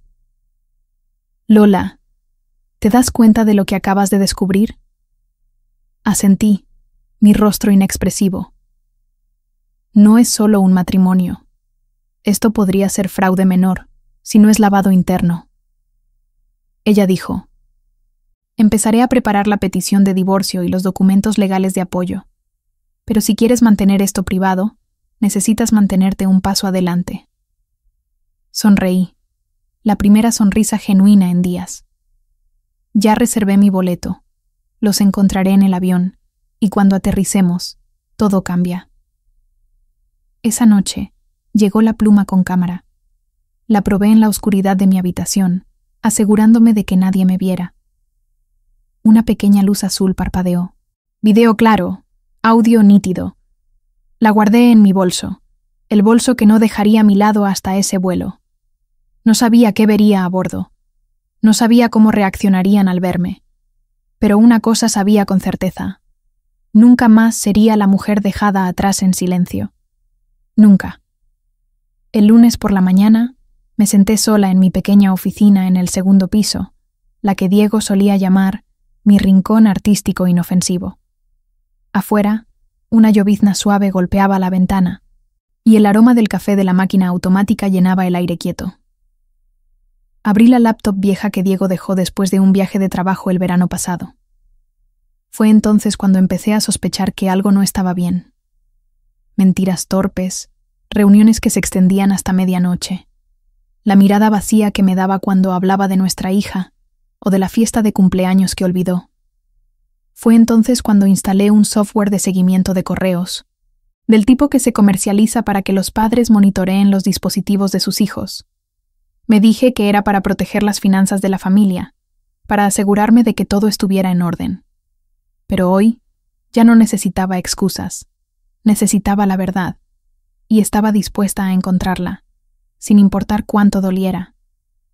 Inicié sesión en la bandeja oculta donde el software había estado reenviando sus correos durante meses.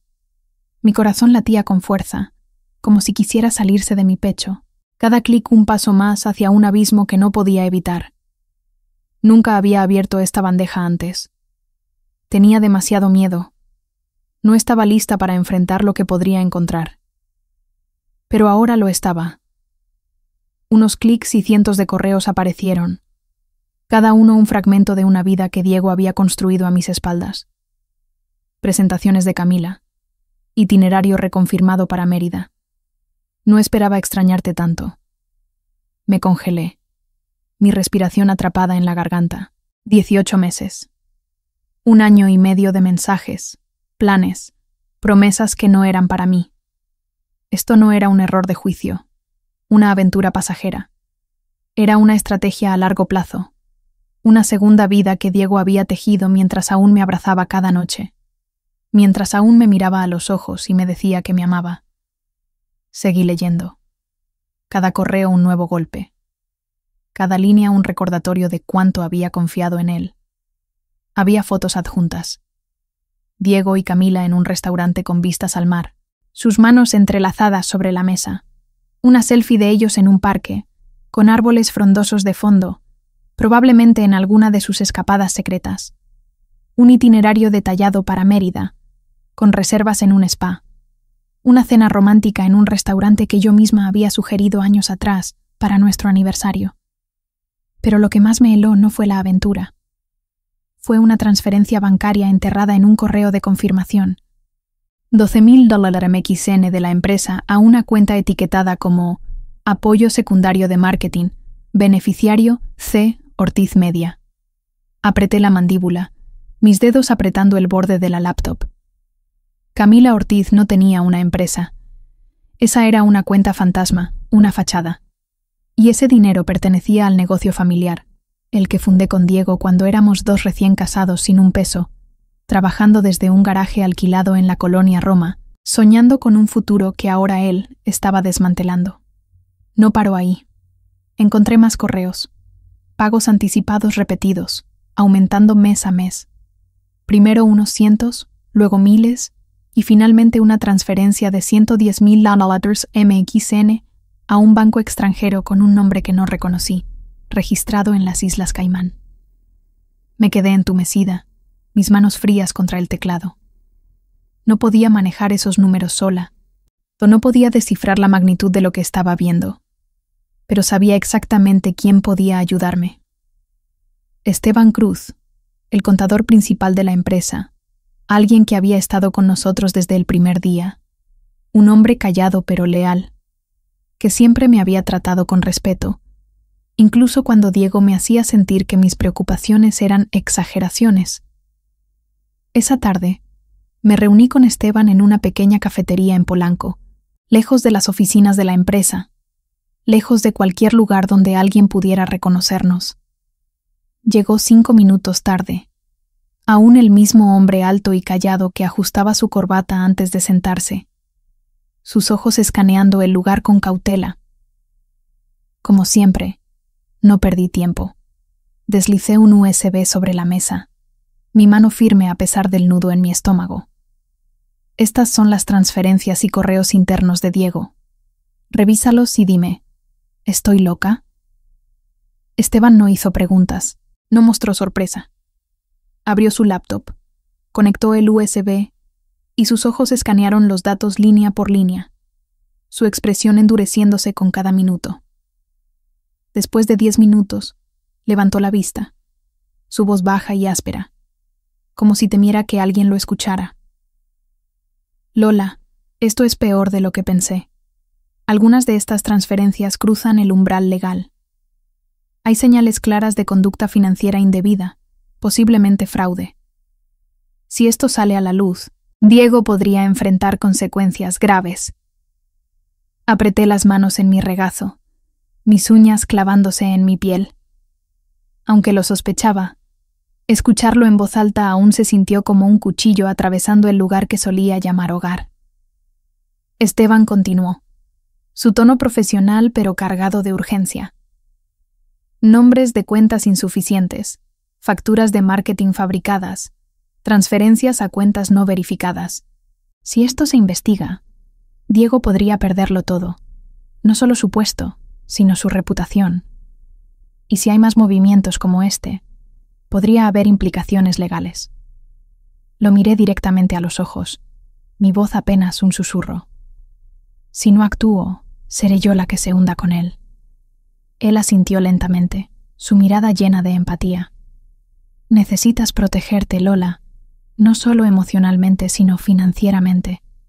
Si sigues adelante, te ayudaré a recopilar lo que necesites para la auditoría, pero debes moverte rápido. Asentí, agradecida por su apoyo, pero también consciente de que cada paso que diera a partir de ahora sería un paso hacia un futuro que aún no podía imaginar. Esa noche, llamé a Jimena, una vieja amiga de la universidad, ahora detective de crímenes financieros en la policía de la Ciudad de México. Una vez, en una reunión de exalumnos, bromeó: si alguna vez necesitas abrir las cuentas de tu esposo, solo llámame.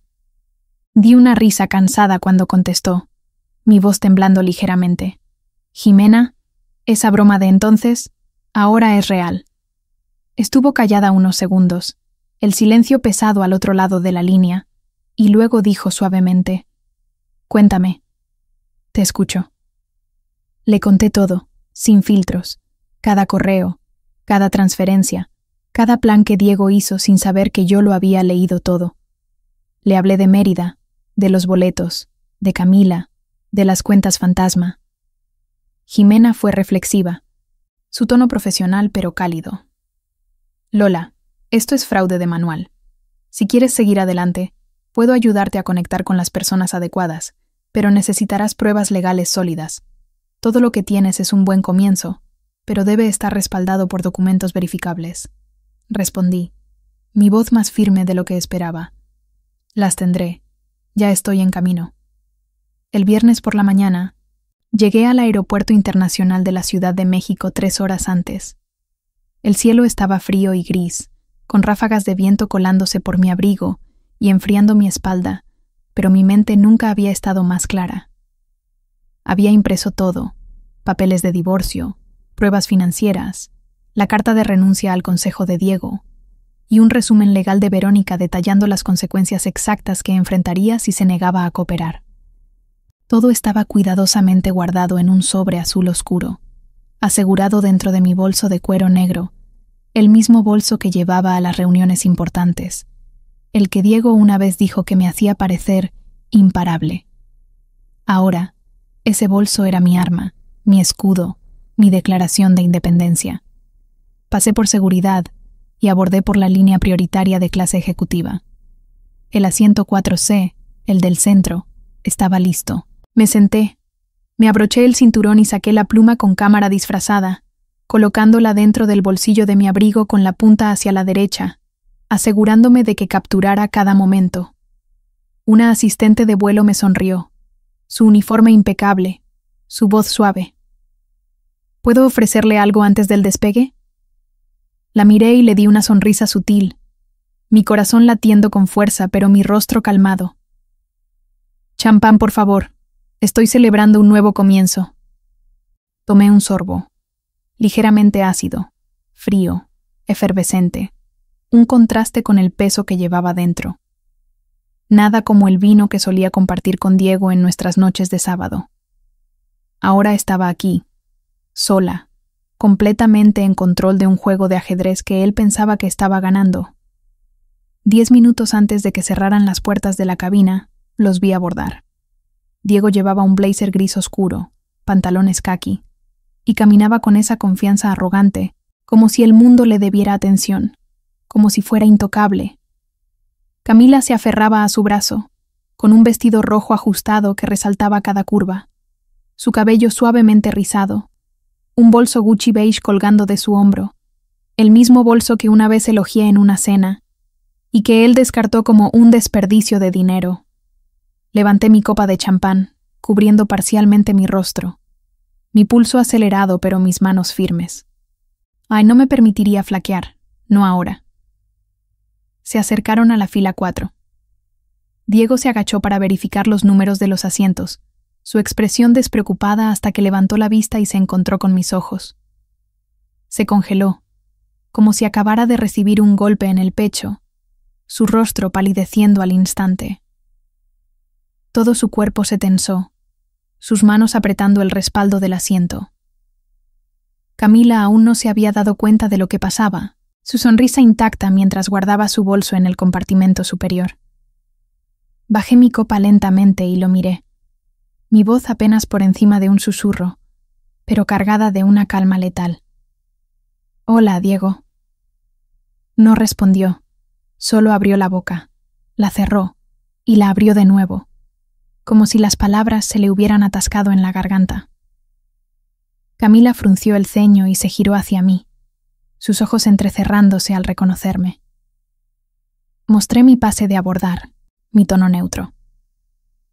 Asiento 4C, mi lugar. Qué pequeño es el mundo, ¿no? Diego la jaló a un lado, susurrando algo con urgencia, su voz baja pero frenética. Ella me miró, luego a él, y retiró su brazo con un movimiento brusco. «Estás bromeando. Todo estaba confirmado». La asistente de vuelo interrumpió, su tono profesional pero firme. «Por favor, tomen sus asientos para prepararnos para el despegue». Sin otra opción se sentaron. Camila junto a la ventana, Diego en el medio, atrapado entre la mujer con la que estaba y la mujer que traicionó.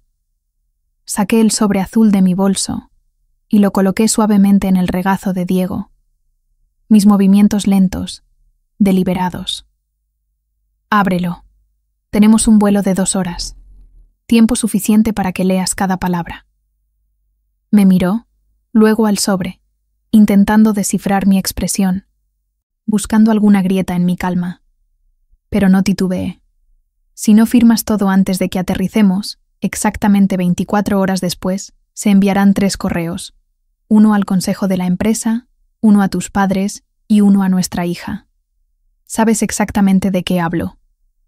Diego agarró el sobre, pero no lo abrió, sus manos temblando ligeramente. Camila se inclinó hacia adelante, su voz aguda, cargada de pánico. ¿A quién crees que estás amenazando? Diego, ¿de qué está hablando? Me giré hacia ella, mi voz libre de amargura, solo fría, tranquila y llena de una decepción más profunda. Realmente no lo sabes. No solo me mintió a mí, también te mintió a ti. El dinero que usó para este viaje a Mérida lo retiró ilegalmente del fondo de proyectos de la empresa. No es legal, no es limpio y no es seguro. El rostro de Camila palideció, sus ojos abriéndose de par en par. Se alejó de Diego como si hubiera tocado fuego, su cuerpo presionado contra la ventana del avión. Diego susurró, su voz apenas audible. No puedes probar eso. Abrí mi teléfono y le mostré la app de correo, con los 3 mensajes en borrador listos para enviarse automáticamente. No necesito amenazar. Ya preparé todo. Solo tienes que decidir. Firma, o deja que todos conozcan la verdad completa. Miró el sobre, luego a mí, su respiración entrecortada. Ahí está todo. Tu carta de renuncia al consejo, los papeles de divorcio, los términos de división de activos y el informe financiero confirmado por Esteban. Todo firmado por mi abogada. Y si revisas el bolsillo de tu chaqueta, hay una pluma nueva. Una pluma con grabadora. Mi regalo para ti. El color se drenó del rostro de Diego. Camila sacó su teléfono, abrió sus mensajes y, sin decir una palabra, se puso sus audífonos, como si quisiera bloquear el mundo entero. Me incliné, bajando la voz lo suficiente para que ambos me escucharan claramente. No necesito tu redención, solo necesito que dejes de fingir. Bajó la cabeza y vi lo que esperaba. Un destello de reconocimiento, de rendición. No más negación, no más desvíos, solo aceptación y derrota. Me recosté en mi asiento y terminé mi copa de champán, el sabor ácido todavía fresco en mi lengua. El cielo afuera se había tornado de un azul profundo, las nubes flotando debajo de las alas del avión. El océano se extendía en la distancia, un recordatorio de lo vasto que era el mundo más allá de esta cabina. El vuelo apenas comenzaba, y yo también. La clase ejecutiva cayó en un silencio pesado, solo el suave zumbido del viento contra las ventanas y el leve tintineo de las cucharas contra los vasos. Pero en el asiento 4B, el corazón de Diego Salazar latía con fuerza. Sus manos temblaban mientras sostenía el sobre azul oscuro, su mundo desmoronándose con cada segundo que pasaba. Me giré hacia la asistente de vuelo, mi voz suave pero firme. ¿Podría traer a la pasajera del asiento 6D aquí arriba? Es notaria. Tenemos una cita programada. La asistente pareció ligeramente sorprendida, pero asintió cortésmente. Por supuesto, la notificaré. Camila se quedó congelada, con los ojos fijos en el sobre como si contuviera explosivos. Diego exhaló con fuerza, con gotas de sudor formándose en su frente a pesar del aire fresco de la cabina. Lola, ¿por qué haces esto? Sé que estuve mal, pero esto no tiene que hacerse público. Lo miré directamente a los ojos, mi tono calmado y firme, sin un ápice de duda. No se trata de hacer esto público. Se trata de hacer lo correcto. Alguien debería presenciar que asumes la responsabilidad por una vez. ¿Pensaste que vine a suplicar? No, Diego. Vine a terminar esto. 1 minuto después, ella llegó. Una mujer con el cabello castaño cuidadosamente recogido, vestida con un blazer gris oscuro, cargando una carpeta y un libro de registro de notaria. ¿Lola Allen? Asentí, sacando cada formulario del sobre y colocándolos en la bandeja desplegable frente a Diego. El acuerdo de divorcio, la división de activos, el informe financiero, la carta de renuncia al consejo y la verificación de propiedad del fideicomiso de nuestra hija, Emma. Los miró como si fueran las cenizas del imperio que una vez construyó, su mano temblando mientras tocaba el borde del papel. Si no firmas estos hoy, dije suavemente, mi voz casi gentil, esto no se quedará privado. Diego tragó saliva. Luego tomó la pluma que le di, la que tenía una grabadora oculta. Le recordé, mi tono tranquilo pero afilado. Cada palabra que digas, cada línea que firmes, todo está siendo grabado. Como solías decir cuando me enseñabas ajedrez, siempre mantente un movimiento adelante. Firmó. Sin discutir, sin drama, solo con la cabeza baja y una firma tras otra, como si cada una despojara una capa de la máscara que había usado durante 15 años. La notaria verificó cada firma, silenciosa, precisa, sin una palabra de más, su sello oficial marcando cada página con un sonido seco que resonaba en la cabina. Cuando terminó el último sello, me asintió y regresó a su asiento, dejando un silencio aún más pesado en su lugar. Recogí los documentos, los guardé cuidadosamente en un estuche impermeable y los cerré con un clic que sonó como el fin de una era. Me giré hacia Diego, mi voz extrañamente gentil, casi compasiva. Puedes quedarte con el viaje. Cambié mi boleto. Vuelo de regreso mañana por la mañana. Este es mi regalo de despedida. Frunció el ceño, con los ojos fijos en mi rostro, buscando alguna señal de debilidad. ¿No te quedas en Mérida? Sonreí, una sonrisa que no tenía nada de alegría, solo claridad. ¿Con quién? ¿El hombre que usó mi dinero para llevar a otra persona al lugar que una vez fue nuestro? Me giré hacia Camila, que seguía mirando por la ventana, sus audífonos puestos pero su rostro rígido. Disfruta el viaje si aún quieres ir. Camila no dijo nada. Sacó su teléfono, lo puso en modo avión y se recostó, con los ojos vidriosos, como si estuviera despertando lentamente de una niebla, dándose cuenta de que también había sido engañada. Lola, habló Diego de nuevo, esta vez más bajo, como un susurro en el vacío, su voz rota. Te amé. Eso nunca cambió. No respondí, porque esas palabras debieron haberse dicho hace 18 meses, antes de las cuentas bancarias secretas, antes de los boletos de avión con alguien que no era yo, antes de que convirtiera nuestro matrimonio en una mentira.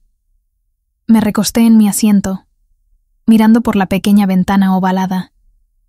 El cielo era azul zafiro, las nubes flotaban como algodón bajo las alas del avión. El océano se extendía debajo de nosotros, infinito y tranquilo. Adelante estaba Mérida, una ciudad que una vez marcó el comienzo de mi vida con Diego. Detrás de mí, la verdad, cruda y dolorosa, pero liberadora.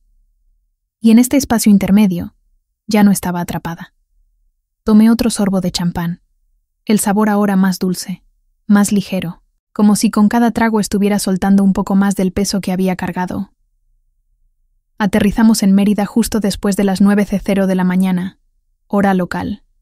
Salí primero, cargando mi bolso lleno de documentos firmados y certificados, mis pasos firmes mientras caminaba por la pasarela. Diego y Camila me siguieron atrás, a varios metros de distancia. No se tomaban de la mano, no susurraban, no intercambiaban miradas. No miré atrás, pero sabía que su juego terminó en el momento en que él firmó. Tomé un taxi privado directamente a un hotel cerca del aeropuerto, no al lujoso hacienda que ellos reservaron, con sus jardines exuberantes y su piscina infinita. Solo necesitaba una noche tranquila, un lugar donde pudiera sentarme en silencio, escanear los documentos, subirlos al servidor seguro de mi abogada y confirmar que mi nueva cuenta bancaria había recibido la transferencia de activos. Cerré el expediente con un correo a Verónica. Todo firmado. Todo listo. Siguiente paso. Luego me senté en la terraza del hotel, con una limonada fría en la mano, mirando el cielo despejado de Mérida. Por primera vez en meses, respiré profundamente, sin que el aire se sintiera como un peso. A la mañana siguiente, dejé Mérida. Diego no lo hizo. Según Verónica, Camila lo dejó en la terminal del aeropuerto de Mérida, sin una palabra de despedida, solo un mensaje frío.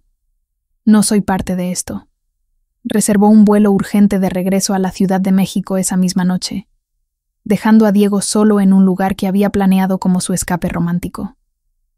No sentí lástima por él. No sentí nada. Había gastado todas mis emociones en los meses previos, en las noches sin dormir, en las lágrimas que derramé en silencio mientras él dormía a mi lado, ajeno a mi dolor. 3 meses después, Diego se mudó a Chihuahua para vivir con un primo que dirige una pequeña firma de contabilidad en Ciudad Juárez. De ser un hombre que alguna vez manejó una empresa de más de 80 empleados, con un escritorio de caoba y vistas al skyline de la Ciudad de México, ahora se sentaba detrás de un escritorio de madera viejo, registrando nóminas y revisando facturas para una tienda de autopartes. Su reputación no colapsó por un escándalo público, sino por un desmoronamiento silencioso, como arena deslizándose entre los dedos. El consejo de la empresa solicitó unánimemente su renuncia 10 días después de mi confrontación, tras iniciar una auditoría completa de las operaciones pasadas. No enfrentó cargos penales, pero su nombre ya no tenía peso en la industria. Nadie lo defendió.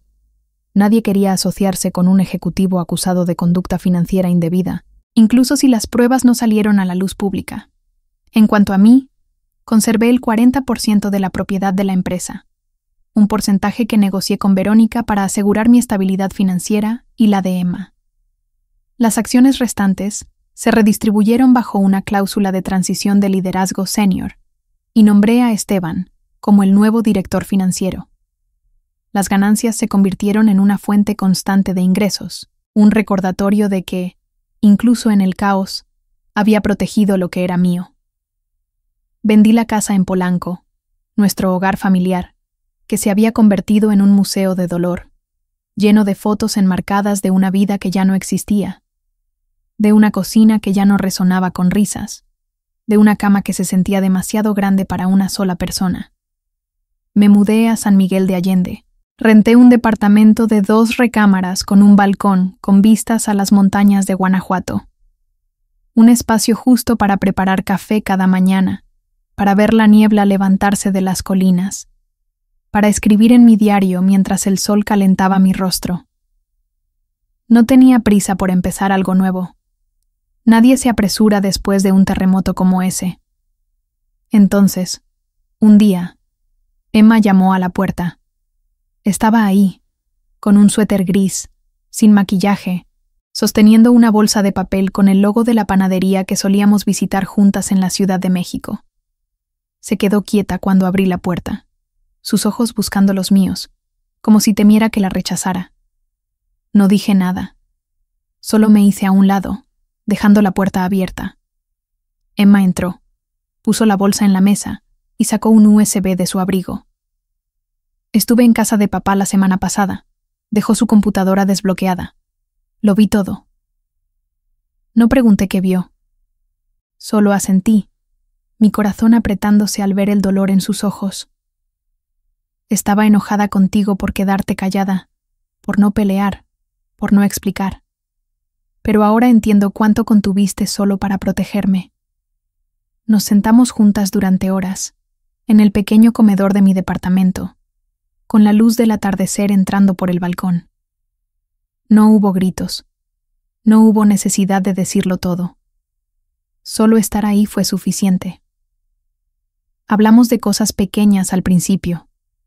Su semestre en la universidad, su nuevo interés en la antropología, las canciones que no podía dejar de escuchar. Pero luego, lentamente, llegamos a lo importante. Me contó cómo había encontrado los correos de Diego, cómo había visto las fotos, cómo había leído los mensajes que confirmaban lo que yo ya sabía. No puedo creer que te hizo esto, mamá. No puedo creer que no lo vi antes. Tomé su mano, mi voz suave pero firme. No tenías que verlo, Emma. Ese no era tu trabajo. Era el mío. Y cuando ella tomó mi mano suavemente, supe que no solo había recuperado mi libertad, sino también la confianza de la hija que siempre intenté proteger. Esa noche, abrí mi laptop y escribí las primeras líneas de un nuevo proyecto. Consultoría de recuperación financiera después del divorcio para mujeres. No para ganar dinero, sino para devolver lo que una vez perdí. Agencia, control y autoestima. Solía creer que el matrimonio era la recompensa, la meta final. el lugar donde encontrabas tu lugar en el mundo. Pero no lo era. La paz después del naufragio, esa es la verdadera recompensa. Y nunca dejaré que nadie me la quite de nuevo. Un año después, estoy sentada en una pequeña cafetería junto al Paseo de Montejo en Mérida. La ciudad que una vez marcó el fin de un matrimonio, ahora marca el comienzo de algo más.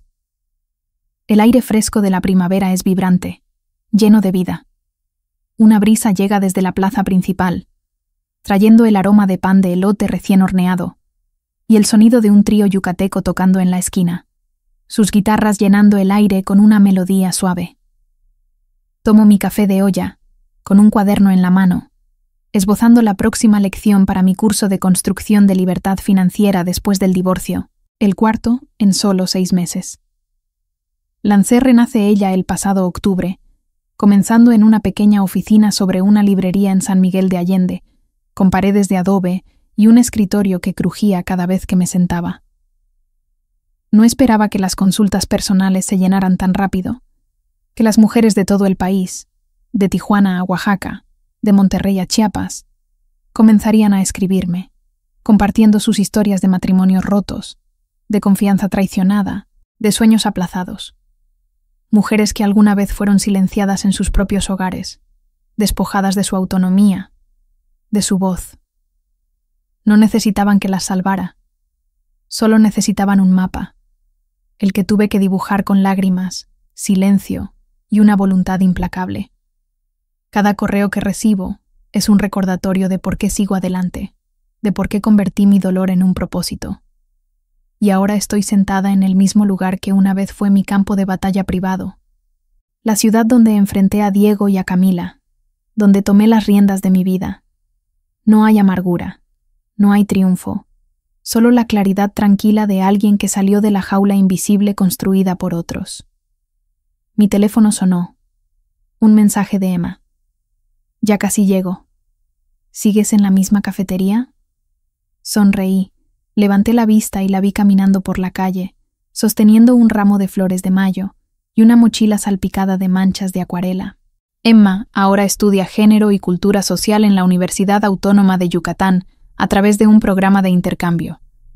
Dice que algún día quiere combinar la academia con la acción social, ayudando a madres solteras a acceder a educación y recursos financieros. Cuando lo escuché, solo pude tomar su mano, sin palabras, porque sabía que había elegido su camino al mirar las grietas de mi corazón y convertirlas en la ruta de escape de alguien más. Emma llegó a la mesa, con las mejillas rosadas por el frío de la mañana, y tomó asiento frente a mí, dejando las flores en una silla vacía. «¿Qué estás escribiendo, mamá?», preguntó, inclinándose para ver mi cuaderno. «La introducción para el nuevo curso». «¿Cómo lo vas a empezar?». Hice una pausa, mis dedos acariciando el borde del cuaderno, y luego escribí la primera frase. No necesitamos venganza para ser vistas. Solo necesitamos salir de lo que alguna vez nos retuvo y no mirar atrás. Ella lo leyó, sus ojos brillando, y asintió. Fuerte y muy tú. No lo negué, porque era verdad. No necesitaba una venganza dramática, un espectáculo público. Solo necesitaba que la mirada de mi hija llevara la confianza que una vez pensé que había perdido.